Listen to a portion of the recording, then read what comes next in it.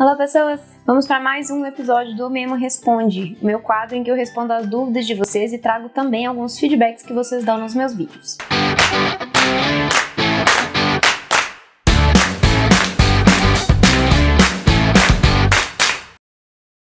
Antes de tudo, não esqueçam de deixar o like aqui embaixo, se inscreverem no canal e clicarem no sininho para ativar as notificações. E me sigam também nas redes sociais, no Instagram, Facebook e entrem no canal do Telegram. E vocês também podem me apoiar no Catarse e ter acesso a conteúdos exclusivos e arquivos também que eu faço mensalmente para os assinantes.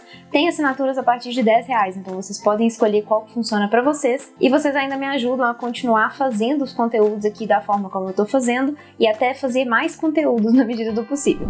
Vamos começar então com os feedbacks, que são os retornos de vocês das coisas que eu falo nos vídeos aqui. Vale salientar que lâmina que corta papel não corta tecido. Quem costura sabe que nunca se pode usar a mesma tesoura para tudo. A de tecido sempre é exclusiva. Esse comentário foi feito no meu vídeo que eu falo sobre guilhotina, que eu mostro a minha guilhotina, como que ela funciona, e aí a pessoa comentou que você não pode usar a guilhotina para cortar tecido, porque não vai funcionar. A lâmina tem que ser uma lâmina diferente, que é a mesma coisa com tesoura, que é uma coisa que eu não sabia propriamente, eu não trabalho com tecido, mas eu já tive a experiência de tentar cortar o tecido na guilhotina e não dá certo, a lâmina masca o tecido, né, não funciona. A única situação que eu já consegui cortar o tecido na guilhotina é quando ele já estava preparado para encadernação, ou engomando, ou fazendo a laminação com papel na parte de trás, porque aí ele vira como se fosse um papel efetivamente, né? Aí ela consegue cortar. Se a sua ideia é cortar tecido com a guilhotina, você precisa de uma lâmina específica ou de uma tesoura, né? Que deve ser mais fácil. A desvantagem da linha de nylon é que com o tempo ela resseca e quebra. Esse aqui é um feedback super legal que eu falo num vídeo sobre a linha de pipa e a linha de nylon, que a linha de nylon pode ser uma opção, né, para quem não conseguir achar a linha de pipa e tudo mais. E aí essa pessoa me falou, mandou nos comentários, que o problema da linha de nylon é que ela resseca e quebra. Então talvez não seja tão interessante assim para substituir em relação à linha de pipa. Então o ideal realmente trabalhar com linhas enceradas ou a linha de pipa, porque aí você não corre risco de perder o seu caderno por conta desse ressecamento da linha, né? Eu só não sei em quanto tempo isso acontece, porque se for também um prazo muito grande, né, demorar demais para ressecar, aí talvez não faça tanta diferença, porque pode ser que você acabe com o seu caderno antes da linha ressecar e estragar, né? Então acho que depende aí do tempo de ressecamento, mesmo que aí eu não sei dizer, eu nunca usei, mas assim, se você tiver opção de comprar linha de pipa, então talvez seja melhor, porque aí você já não corre nenhum risco desnecessário. O plástico cristal é esse de mesa mesmo. Fica legal para capas como scrapbook cheio de camadas. Eu já fiz e ficou lindo. Usa dupla face para prender antes de colocar a folha de guarda. E ele tem várias armaturas também, o de mesa é o mais grosso. Vou te marcar no Insta na foto que eu fiz. Eu já vou deixar a foto aqui do lado para vocês verem que ela me mandou. Então o plástico cristal fica legal para você fazer o revestimento de caderno de scrapbook, então que tem camadas. Eu já fiz um vídeo aqui falando sobre isso, né? Que ele não é um plástico legal para usar para laminação, não funciona da forma como a gente quer que a laminação funcione, mas algumas pessoas falaram que o plástico cristal pode ser realmente interessante para scrapbook, porque você trabalha com camadas, né? E aí fica mais... encaixa melhor, né? Nesse tipo de projeto, igual esse que ela fez. Então, se for o seu caso, talvez o plástico cristal mais fino faça sentido ao invés da laminação. Dica para quem quer usar longos comprimentos de linha pipa sem correr o risco de fazer nós indesejados. Molhar os dedos na água e passar por todo o comprimento da linha, esticando um pouco sem fazer força. Ela fica mais pesada e reta. Isso aqui é uma dica para você costurar, para você não ter problema com a linha. A linha de pipa, ela é fina, então pode ter uma tendência, à medida que você vai costurando, dela dar nós, né, ao longo do processo, o que pode acontecer com as outras linhas também, mas é um pouco menos comum, menos frequente, né, já que as linhas são um pouquinho mais grossas e tudo mais, então você tem menos essa questão de ficar dando nó à medida que você tá costurando, né, quando tem aquela sobra de linha muito grande, e aí você vai puxando e acaba que uma parte junta com a outra e dá aquele nozinho que você tem que gastar um tempo ali soltando. Então essa pessoa deu essa dica de passar água ao longo da linha toda, porque aí você cria, ela fica mais pesada e fica mais reta, o que dificulta ela ir fazendo esses nós, né, à medida que você vai costurando. Eu ainda não testei essa técnica, eu vou testar ainda, eu já fiz aqui o teste, a costura com a linha de pipa, eu realmente tive problema de dar nó no meio do caminho e eu ter que parar para desfazer, então provavelmente na próxima vez que eu for fazer algum caderno com a linha de pipa, eu vou fazer isso aí, eu vou passar um pouco de água para ver se funciona realmente e ajuda a diminuir a quantidade de nó. Agora vamos para 2 feedbacks aqui de refile de caderno pronto, que eu achei bem interessante para passar para vocês, que é o seguinte: eu sou uma pessoa totalmente do contra, eu só refilo meus cadernos depois de prontos e acho que não vale a pena refilar antes, porque não fica um acabamento legal. O refile que você fez no caderno pronto ficou torto, provavelmente porque você tem pouca prática refilando assim. No começo, os meus também ficavam tortos, mas hoje ficam perfeitos. Eu adoro o acabamento retinho que o refile depois de pronto dá nos cadernos. Uma dica legal é sempre refilar meio centímetro para cima. Menos do que isso, é quase impossível ficar reto o acabamento. Mas respeito sua opinião e acho ela muito válida. Eu tentei fazer refile depois de costurado, mas já tinha colado a lombada. Ele fica menos bambo para refilar e aí dá um acabamento melhor, só que é bem trabalhoso. Eu fiz um vídeo recentemente falando que eu não gosto de trabalhar com refile de caderno depois de costurado. Eu sempre refilo os meus bloquinhos primeiro, depois eu costuro e faço o bloquinho geral do caderno, que eu acho que não dá tanta diferença assim no acabamento final. Eu acho que quando você refila depois, você acaba gastando um pouco mais de tempo, pode ficar torto. Eu vou deixar o link desse vídeo que eu falei aqui em cima na descrição também, que aí vocês podem dar uma olhada lá em detalhes, fica mais fácil do que eu ficar explicando aqui de novo. Mas essas duas pessoas deram esse feedback que eu achei legal, que as duas preferem fazer o refile depois. Aliás, né, a primeira que falou que prefere, que acha que fica muito melhor, e que ela não gosta realmente, acha que não faz sentido fazer antes, e a segunda pessoa que falou que fez esse refile depois, mas que ela já tinha passado a cola na lombada, então ajudou um pouco no acabamento e que é trabalhoso, então ela tem uma opinião um pouco mais parecida com a minha. Porém, o que acontece? Realmente tem essa questão de quanto mais você faz, mais fácil fica, isso com qualquer coisa, né? Então isso vale tanto se você for refilar antes, quanto se você for refilar depois. Eu tenho pessoas que falam que só conseguem refilar depois, que quando elas tentam refilar antes fica horroroso, e o contrário. Então realmente é uma questão de experiência dos dois lados aí. Quanto mais você faz, mais fácil fica. Agora, essa dica que eu achei interessante, que ela falou de cortar pelo menos 5 milímetros de cada lado, que menos que isso não dá um acabamento legal. Nesse vídeo que eu fiz esse teste, que eu realmente mostrei essa diferença, eu fiz refilando 3 milímetros, então é um pouquinho menos, e ela fala que realmente fica impossível de você fazer com menos de 5. E é uma coisa que realmente acontece, quanto menor o espaço que você tem para refilar, mais difícil fica você trabalhar o acabamento, né? Então, preferencialmente, tente aí fazer com 5 milímetros. Eu já até falei com ela que eu vou adaptar aqui as medidas de alguns cadernos para ver se eu consigo fazer isso, né? Refilar depois, para ver se eu gosto do acabamento, porque inclusive esse que eu fiz no vídeo, eu já achei que ele ficou melhor do que o que costuma ficar. Eu tinha acabado de trocar a lâmina do estilete e tudo mais, então isso também ajuda. Mas eu quero tentar fazer esse ajuste de medidas, porque atualmente eu trabalho com o meu miolo de altura 20.4, então em relação ao papel A4, que tem altura 21, eu tiro 3 milímetros de cada lado. Então, para fazer com pelo menos 5 de cada lado, eu teria que fazer o meu miolo com 20 ao invés de 20.4. Então eu teria que fazer uns pequenos ajustes, mas eu tô pensando em fazer esses testes para ver se realmente eu consigo chegar num ponto que eu gosto para refilar o caderno inteiro depois de pronto.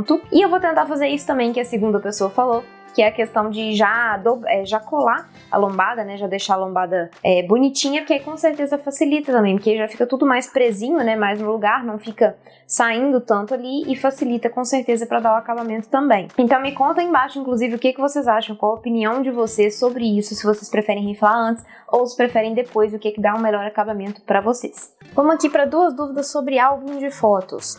Esse material de que fez serve para fazer pequenos álbuns de fotos? Eu tô querendo reformar meu álbum fotográfico de infância. Qual gramatura você indica para o miolo?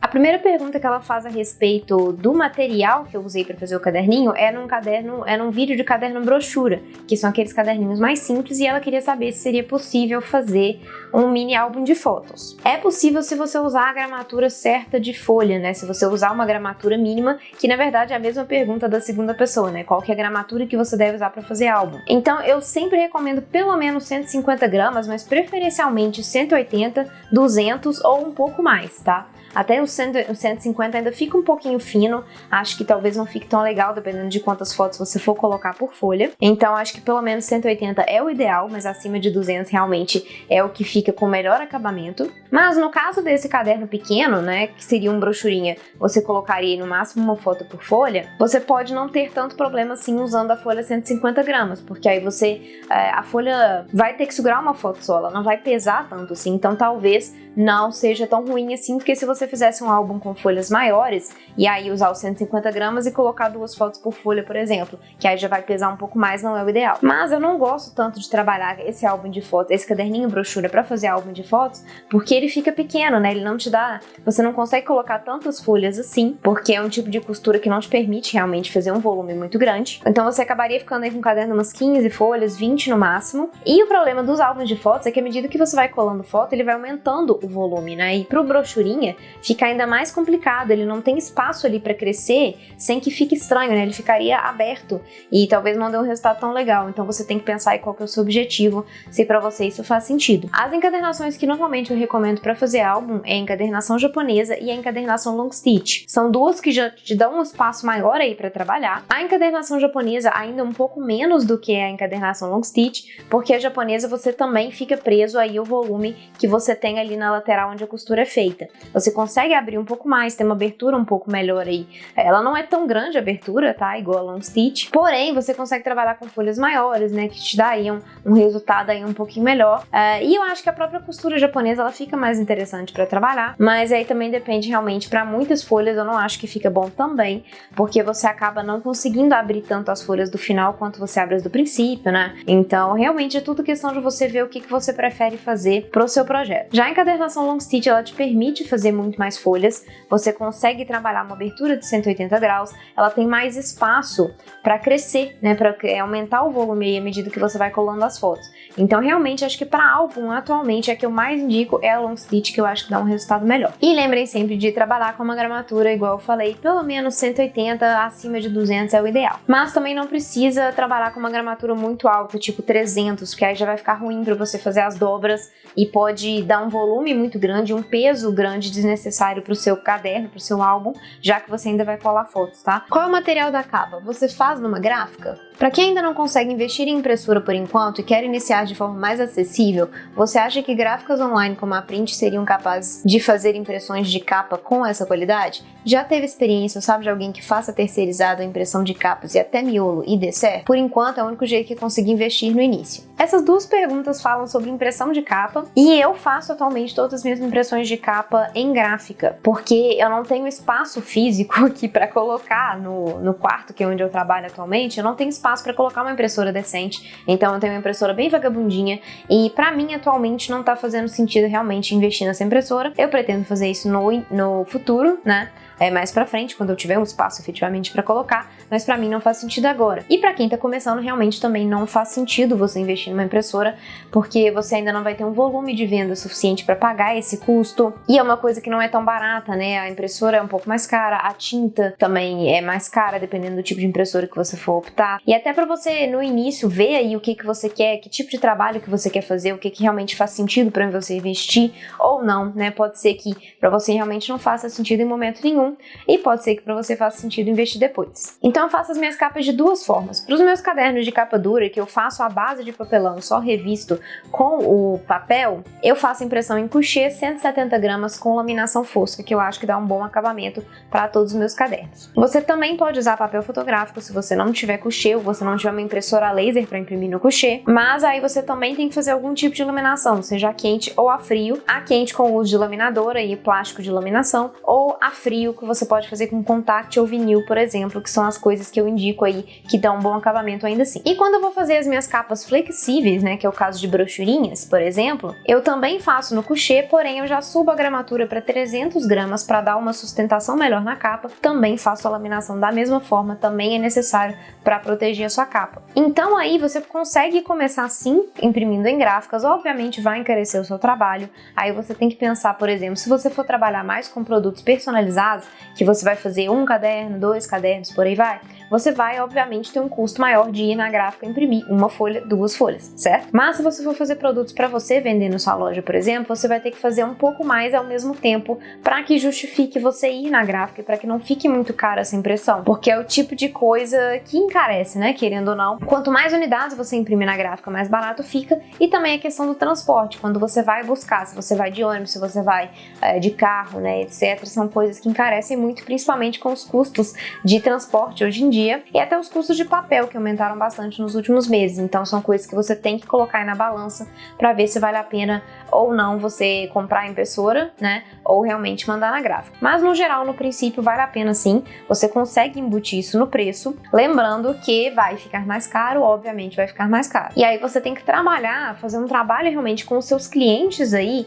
para eles entenderem os valores dos seus projetos, né, por que aquilo vale, aquilo ali é um projeto artesanal, ele foi feito por você, etc, etc. Isso é tudo um trabalho que demanda um certo tempo, obviamente, para você fazer essa construção de imagem com seus clientes e você pensar na melhor forma que você tem de poupar isso aí, né? Mandar fazer mais coisa ao mesmo tempo para a gráfica, para os seus projetos específicos, com exceção de projetos personalizados, que aí efetivamente tem um custo mais alto porque eles são personalizados, as pessoas sabem disso, que quando você faz um só, é mais caro do que você fazer 10, por exemplo. Então é mais tranquilo você aumentar o preço já contando com isso aí. Mas cada caso é um caso, eu tô falando assim, no geral, né, como que funciona, como que eu faço aqui, você obviamente vai ver o que faz sentido pra você na sua cidade. Agora, essas gráficas online, tipo print, se eu não me engano, elas não fazem folhas avulsas, elas só fazem uma quantidade mínima, então eu acho que não vale a pena, tá? Principalmente porque você paga frete. Então eu acho assim, pelos cálculos que eu já fiz em alguns projetos específicos que algum cliente queria fazer mais quantidade, etc, mesmo assim eu achei que não valia a pena, ainda ficava mais caro do que trabalhar com as gráficas aqui da cidade. Então veja onde você mora, se você acha alguma gráfica que tenha boa qualidade, faça testes, né? Você vai ter que fazer testes de gráfica entre uma gráfica e outra. As mais baratas provavelmente vão ter um acabamento pior, em via de regra, quase sempre, mas assim, você vai ter que comparar. Efetivamente, pode ser que você consiga achar uma gráfica um pouco mais acessível e que tenha uma boa qualidade. Se fizermos um trabalho com esse fio, não tem perigo de sair a cera ou tem a mesma qualidade do fio comprado já encerado. Você já testou? Essa dúvida é a respeito de encerar linhas que não são enceradas. Eu tenho um vídeo aqui que eu mostro como você pode fazer esse tratamento da linha. E essa é uma dúvida super pertinente. Muita gente tem, né? Se funciona, se tem o mesmo acabamento, se a cera não sai, né? Se fica bom mesmo. E dos trabalhos que eu já fiz, da experiência que eu tenho, não sai, fica bom, dá pra usar tranquilamente. A quantidade de cera que você vai passar na sua linha, você vai ter que adaptar, né? Tem linhas que vão precisar de um pouco mais de cera, linhas que vão precisar de menos. Você tem que tomar cuidado para não passar demais, ela ficar muito encerada e acabar te atrapalhando aí a costurar, né? Ela ficar meio pegajosa, ficar ruim e acabar efetivamente saindo a cera, não porque a cera não vai ficar na linha o suficiente e vai perder o acabamento e te atrapalhar, mas porque quando você vai passar a linha na agulha, pode acontecer efetivamente da linha ir descamando ali um pouquinho, tirando um pouco da cera. Mas normalmente não tira o suficiente para trabalhar no seu acabamento, tá? Então dá para fazer isso tranquilo. Essa filmagem que eu fiz aqui é de uma linha que eu tenho aqui, que é uma linha de poliéster que eu compro pronta, encerada. E ela tem essa tendência, ela é um pouquinho mais grossa, é questão de marca mesmo. Ela tem essa tendência de tirar um pouquinho, sair um pouco da cera quando eu passo ela na agulha.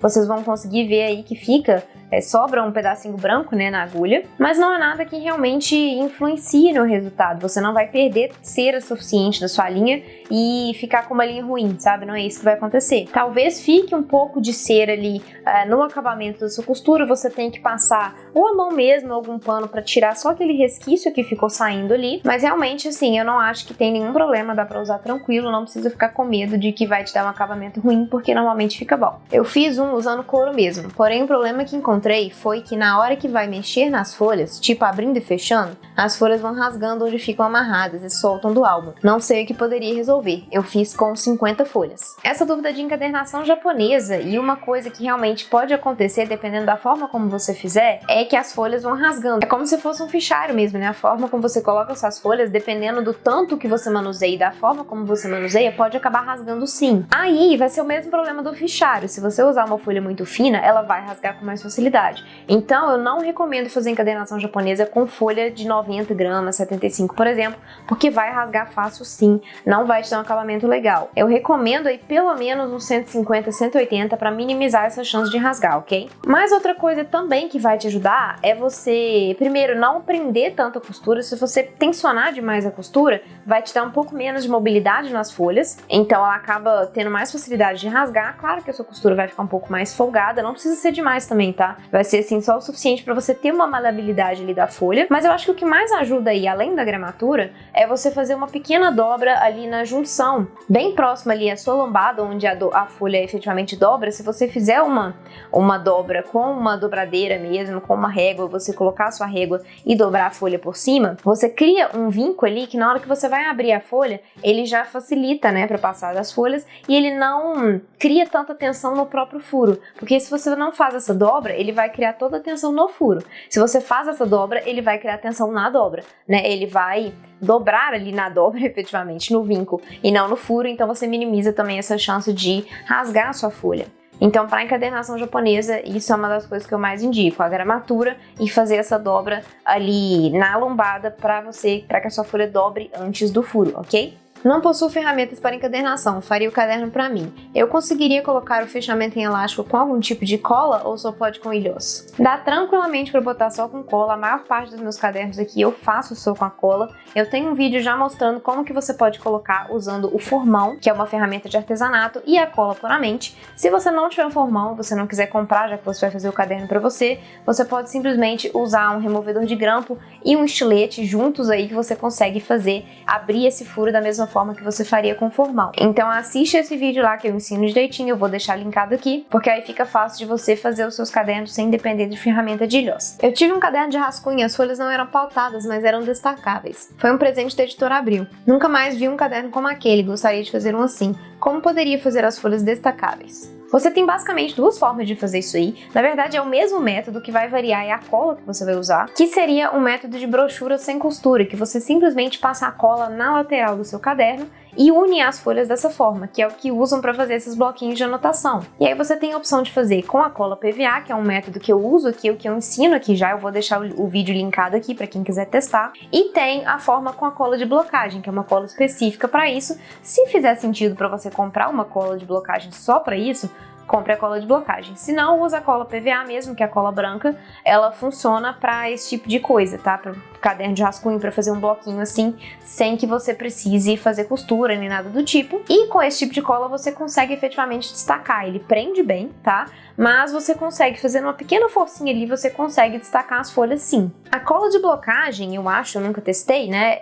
Como ela é feita para isso, eu acho que ela consegue destacar ali um pouco mais fácil.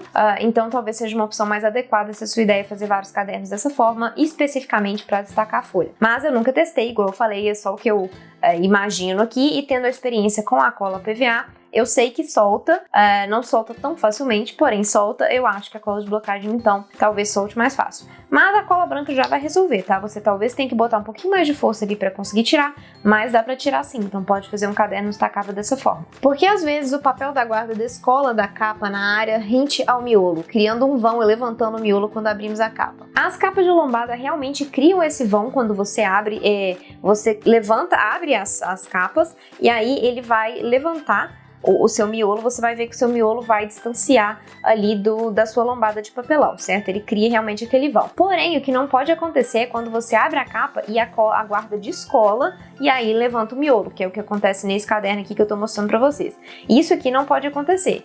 Vocês vão ver aí que o caderno tá puxando, né? Eu abri uma capa e puxou o caderno, e o caderno, por sua vez, puxou a outra guarda e levantou a guarda. Isso não pode acontecer. Se isso acontecer, significa que o seu caderno foi feito errado. O cálculo do tamanho do seu miolo em relação à sua capa foi feito de forma errada, e aí você teve esse problema aí na colagem, por isso que não tá abrindo corretamente. O vão dentro da lombada realmente existe. Quando você abre as duas capas, o seu caderno levanta e cria esse vão ali na lombada. Mas ele não pode puxar a guarda, igual eu acabei de falar, tá? Então tomem cuidado com isso. Se isso tá acontecendo, é que o seu caderno foi feito errado, ok? Então você tem que ajustar as suas medidas para que ele consiga abrir corretamente. Achei muito legal fazer esses bloquinhos. Existe linha encerada mais fina? Se tiver, fica mais delicada a costura? E se dividir a linha encerada em dois? Já vi gente fazendo isso, mas nunca utilizei assim. Esse comentário foi no meu vídeo de bloquinhos de costura japonesa. E uma coisa que eu falo, um grande problema da costura japonesa é que você passa a linha muitas vezes dentro do mesmo furo e muitas vezes o acabamento não fica tão legal. A linha fica aí um pouco grossa, você passa às vezes dentro da própria linha de novo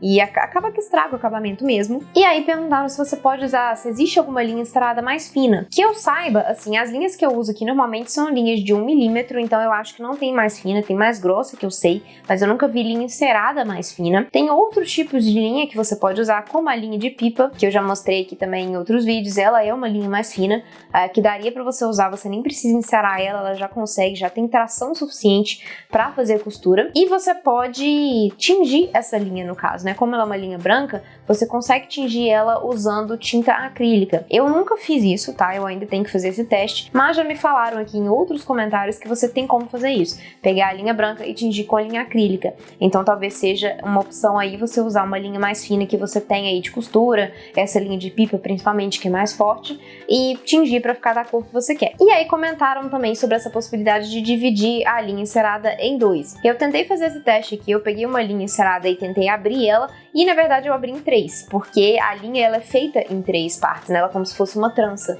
Então acaba que quando você abre, você não abre em 2, você abre em 3. Então você poderia até fazer isso e testar se com esse filamentozinho mais fino você conseguiria fazer a costura com um bom acabamento. Também nunca testei, eu não sei se ela acaba desfiando mais aí, como você já começou a desfiar, se acaba que na medida que você vai costurando, ela vai desfiando mais, atrapalhando o acabamento, isso eu não sei dizer, nunca fiz esse teste. Mas é uma opção que você tem aí sim, de dividir a linha e tentar fazer só com uma parte, ou fazer essa primeira opção que eu tinha falado antes, de usar uma outra linha mais fina, tipo a linha de pipa, e tingir para ficar na cor que você quer. Essa ilhosa é de ferro ou de alumínio? Eu tenho 2 tipos de ilhosa aqui, na verdade, tanto de ferro quanto de alumínio. O primeiro ilhosa que eu comprei é um ilhosa de ferro, que ele é um pouco mais robusto, né? Ele estraga com menos facilidade.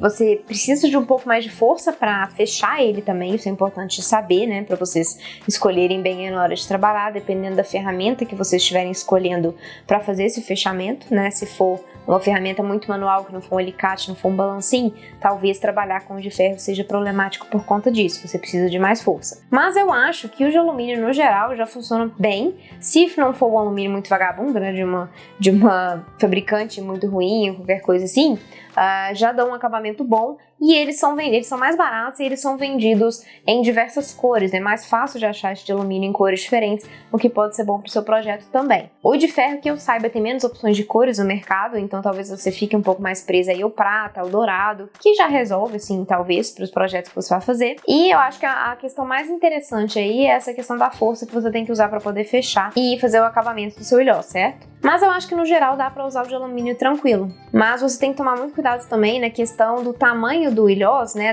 do tamanho da haste principalmente, que é essa parte que vai ser amassada. Se for muito pequeno, você pode ter problemas com capas muito grossas, e aí não vai te dar um acabamento legal. Então dê uma olhada nisso aí, nas medidas do ilhós, qual que é, para que não fique muito pequeno efetivamente, né? Pergunte pro fornecedor onde você está comprando, qual que é essa medida, né, dessa haste, para você ter certeza que você não vai ter tanto problema assim, tá? Que seu acabamento não vai ficar ruim, mas pode usar o de alumínio tranquilo. Como você organiza suas capas para mandar imprimir na gráfica? Eu tento colocar o máximo possível de capas no mesmo papel, essa é a regra que eu costumo adotar. Na gráfica que eu imprimo, o papel tem o mesmo valor, independente do tamanho dele. Então, o A4 é o mesmo valor do SR-A3, que seria o tamanho que é um pouquinho maior do que a A3. Então, faz mais sentido eu tentar colocar o máximo possível de capa dentro do SR-A3 do que fazer vários A4, né? Porque aí eu consigo otimizar a quantidade de capas aí que eu consigo fazer pelo mesmo valor. Então, normalmente eu monto meu arquivo e eu posiciono efetivamente. Eu pego o Illustrator, abro o arquivo de tamanho SR-A3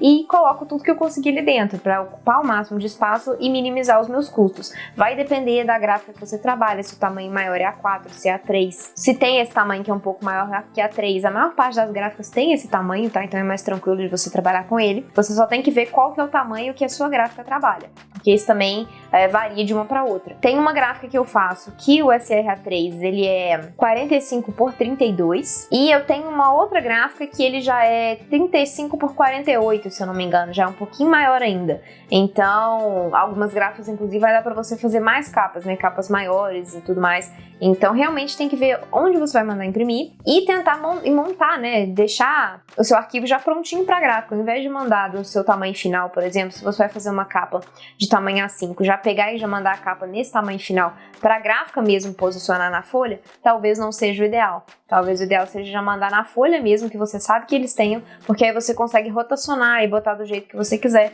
para colocar o máximo de elementos possível aí dentro e minimizar os seus custos. Sobre miolo de caderno inteligente, você indica mais o Chamex ou o Offset? Eu não trabalho com caderno inteligente, pelo menos até o presente momento, mas aí não faz diferença eu trabalhar ou não para poder falar qual que é a melhor folha para usar. Eu já tenho um vídeo explicando a diferença do Chamex, que seria o papel sulfite no caso, pro papel Offset e quando você deve usar cada um, o que faz mais sentido. Eu vou deixar o link do vídeo aqui também em cima e embaixo na descrição, que aí vocês conseguem olhar direitinho, eu já explico as diferenças. No caso do caderno inteligente não vai fazer muita diferença, tá? O tipo que você vai usar, porque ele vai ser um caderno basicamente para escrita, né? Então não faz tanta diferença assim, ele faz mais diferença em questão de impressão. Mas dê uma olhada lá no vídeo que eu explico direitinho, que eu acho que já vai resolver a dúvida de vocês. Você sabe me dizer qual a espessura do papel para a capa de agenda que dá para furar com esse perfurador alicate? Eu tenho alguns vídeos que eu mostro aqui esses furadores em forma de alicate, né, pra fazer furo de papelão. E eu tenho mais de um diferente.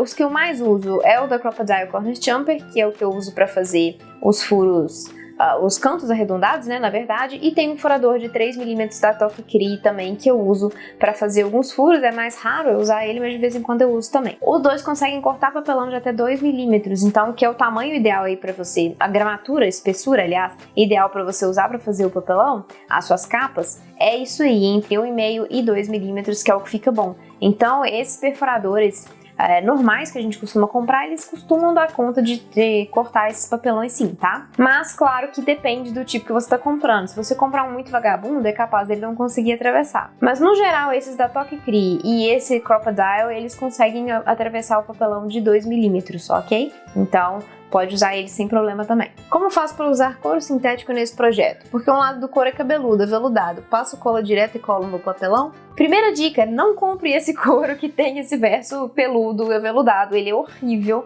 ele não funciona bem para as capas. Eu já tentei fazer aqui em mais de um vídeo, já tentei usar um corino que eu comprei errado também, que tinha esse verso que eu achei que funcionaria e não deu certo, ficou horroroso. Ele é ruim de trabalhar, ele é muito macio, você não consegue fazer o tratamento dele direito. Eu não recomendo usar esse tipo de corino, tá? Então a primeira dica é essa aí. Mas se você já tiver comprado, você pode tentar fazer o tratamento com a laminação. Você usa uma entretela termocolante adesiva que você faz o tratamento pelo verso, e aí ele vai sumir um pouco com esse peludinho do verso e vai facilitar para você trabalhar. Ainda não vai ser a melhor coisa do mundo, mas pelo menos você consegue aproveitar o que você já comprou e acabar com ele e depois comprar um tecido decente, tá? Eu vou deixar aqui o vídeo onde eu ensino como fazer esse processo, esse tratamento com a entretela adesiva, porque aí vocês já conseguem começar a aproveitar esse tecido de vocês. E o que eu indico para fazer revestimento sintético, né? Eu recomendo fazer o revestimento com Percalux, com encarpel, que são tipos de tecidos, não são tecidos propriamente, eles são algo entre um papel e um tecido sintético, que já são preparados para encadernação, eles já têm um verso de papel,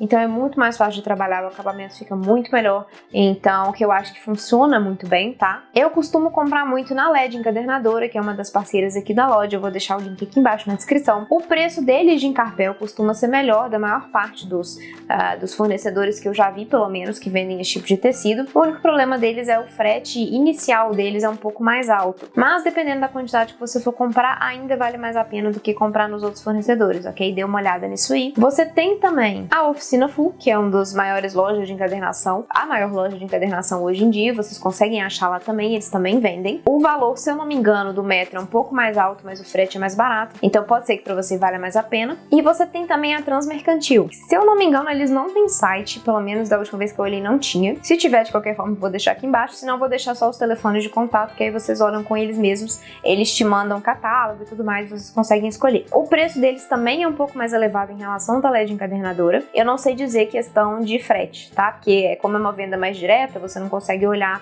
no site, né, pra saber qual que é o frete. Então ficam essas 3 sugestões aí, vou deixar aqui embaixo pra vocês darem uma olhada. Chegamos ao fim de mais um Memo Responde. Lembrem de mandar as dúvidas de vocês, tanto nesse vídeo quanto em qualquer outro vídeo que vocês estiverem vendo, que eu sempre reúno e trago aqui pra mais um episódio. E me mandem também os feedbacks, se vocês têm alguma opinião a respeito do que eu falei aqui, né, dos feedbacks que eu dei, das respostas que eu dei, me mandem também, eu sempre gosto de ver os feedbacks e também recompartilhar aqui para as pessoas poderem ver e poderem ver a opinião de outras pessoas também, porque nem sempre a gente lê os comentários dos vídeos, né, e quando eu trago aqui ajuda com certeza as outras pessoas e facilita todo o processo. É isso por hoje, eu espero que vocês tenham gostado, eu espero vocês no próximo vídeo.